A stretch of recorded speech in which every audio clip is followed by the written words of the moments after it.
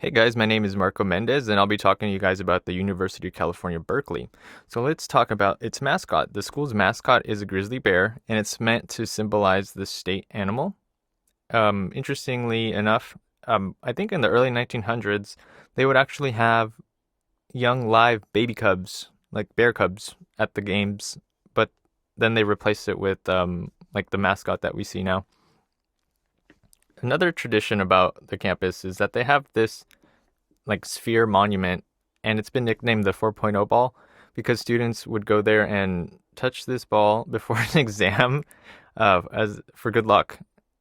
I'm not sure how that's working out now, but I don't think that many people would want to touch it. Hopefully, although I didn't find much folklore about the campus, I actually figured out that you could major in folklore and actually pursue a master's degree in folklore studies where you study folklore from different parts of the world.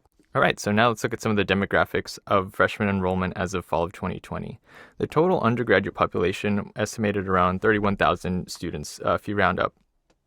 And if we look at the specific fall 2020 semester, we can see that the highest of freshman enrollments identified as being white, and the second highest freshman enrollment identified as being Mexican American or Chicano. The third highest was Chinese. The fourth highest was South Asian, and followed by international students. So if we look on the next chart, this is for transfer enrollment. I believe the ranking is still the same, except now we have international students ranking as the fourth highest. So this next chart actually shows the fall 2020 enrollment categorized by gender. So as you can see, if we're just looking at undergraduate students, the majority of undergraduate students are female, and the majority of graduate students are male. And the total amount of students, or for all the students in the campus population, the majority are female. Now let's look at some of the requirements that I would need to fulfill. I'm pursuing a degree in electrical engineering, and at UC Berkeley, they combine electrical engineering and computer science together in one major. In other colleges, you can either choose to be electrical engineering or a combination of computer science and electrical engineering, or just computer science. If you look at the first requirement, these are lower division electrical engineering and computer science courses, and some of these courses were not articulated for transfer. So I would have to finish out some of these courses. Number two would be math and science requirements. Those luckily were taken care of at the community college level. I think there's some higher math classes that I would have to double check to see if I have to retake or not. But the majority of those are completed. And number three, technical engineering units. These are more of your upper division classes that I would be picking and choosing based on the area I would actually want to specialize in. And number four are some college requirements that each different college requires, like of the College of Letters and Science might have additional requirements that were not on the articulation to transfer. So I'd also have to look into seeing what classes I would need to take for those. On the right-hand side, we have a sample map outline of a schedule for a junior transfer student.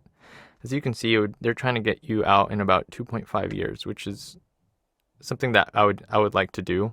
So let's talk more about some campus support and resources that they have for students.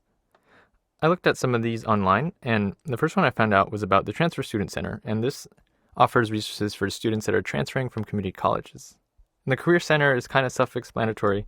It's a place that helps jumpstart people's careers and helps students develop experience in the workforce.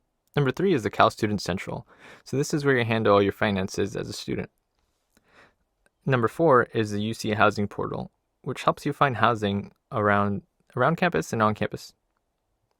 This is just a brief overview of some of the support and resources that students have as a UC Berkeley student.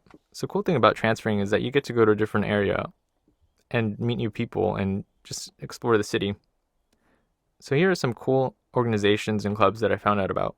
The first one being Berkeley Art Studio, which is just from their website, it seemed like they offer a whole bunch of different classes and not like related to art classes, but also just different topics about learning new skills.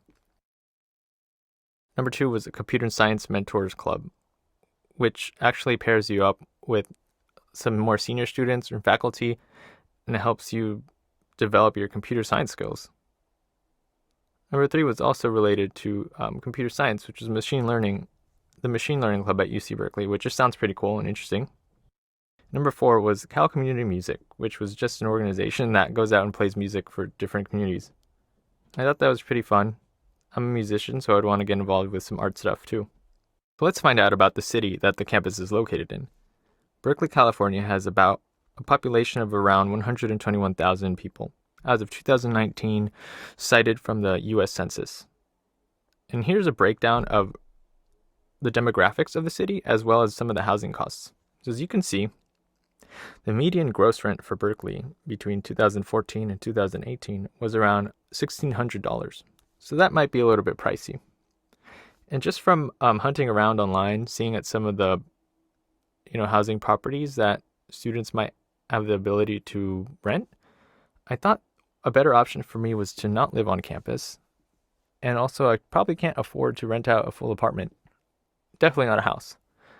So I was thinking actually of wherever I go, I was thinking of actually renting out either a room in someone's home or renting out a more separate housing in-law unit, or just like a bungalow. This would be really ideal just because you get that privacy away from the the landlord's home. And it would also mean that you get your own kitchen and bathroom, which is pretty awesome. It's like a mini home with just a room. It's like a studio, but in someone's house, which is awesome because I just haven't had to share a room with someone. And I'm like, I don't know how that would be, especially if I don't know the person. So we'll have to look out for that. But that would be ideal situation. Find an in-law suite or a bungalow in someone's home and rent it out. But I think it would be worthwhile since you get that extra privacy. And that wraps up my presentation on UC Berkeley. I hope you guys have a good rest of your semester and have a wonderful fall break.